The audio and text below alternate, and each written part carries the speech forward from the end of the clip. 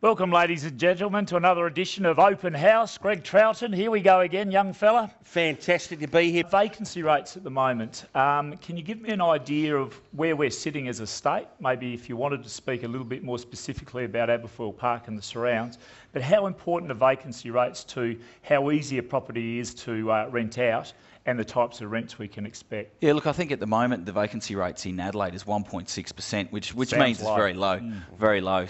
So just from your point of view, mate, what would be the minimum deposit that somebody needs to have to get into an investment property, and is that different if I'm just going out to buy my own property?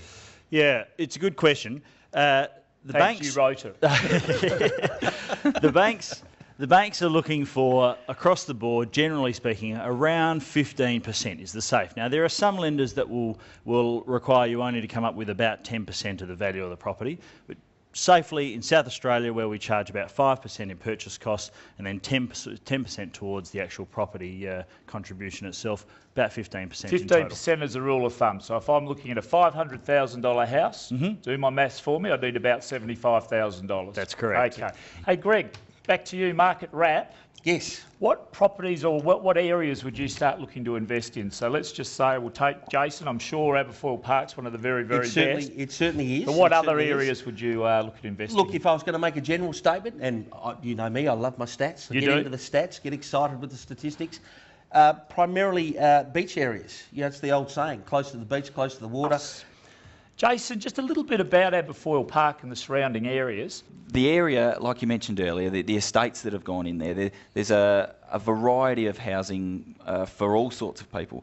We've got the between $300,000 and $400,000 home for the family, and then there's some executive properties up there up to nearly $1 million. So, mind you, you get everything for your money. You get a tennis court, a pool, and a beautiful home. Certainly got fantastic value for money up there, look, isn't it? It's got a good stretch of variety of properties. What's the demographic, Jason? Is it an older type demographic? Is it a young family? Is it? It's a combination of both. Right. There's the older, husband and wife that had the family up there, built a brand new home. Now the kids have moved out, so they're living in their big home that they'll probably look to sell soon, and hopefully through us. But look, and there's younger families moving into the area with the strengths that we've spoken about. It's been about a week since the last interest rate rise. Have you seen any significant change in the number of applications?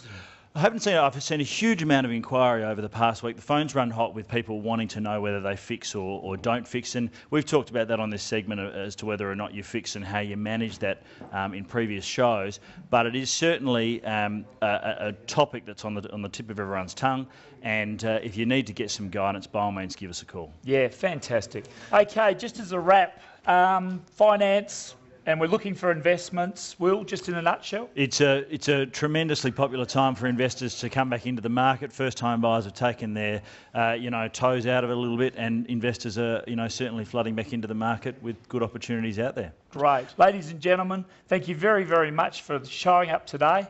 I hope we've entertained you. I hope you've learnt something. We'll be back next week, 12 o'clock. You've been watching Open House. Over and out.